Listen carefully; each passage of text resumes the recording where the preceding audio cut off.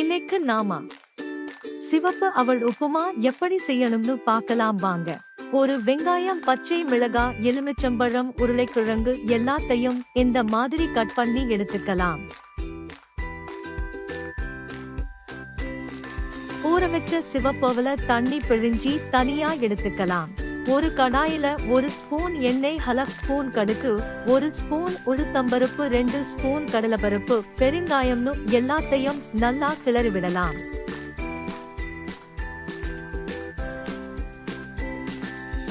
நறுக்கிய வெங்காயத்தை சேர்த்து அரைவேக்காட்டுல வேக வைக்கலாம்.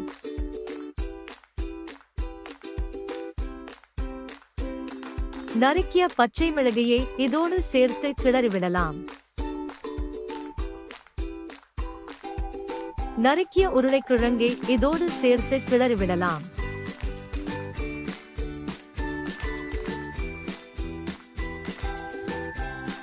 இதோடு உப்பை சேர்த்து கிளறி விடலாம். இதோடு கருவேப்பிலையை சேர்த்து கிளறி விடலாம். இதோடு அரை ஸ்பூன் மஞ்சள் சேர்த்து கிளறி விடலாம்.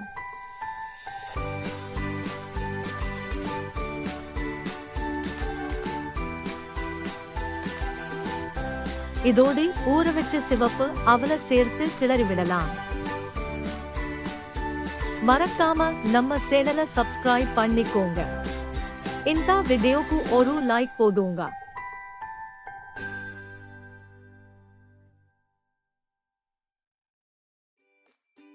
இதோடு எலுமிச்சப்பழத்தை பிழிஞ்சி கொத்தமல்லி சேர்த்து கிளறி விடலாம்.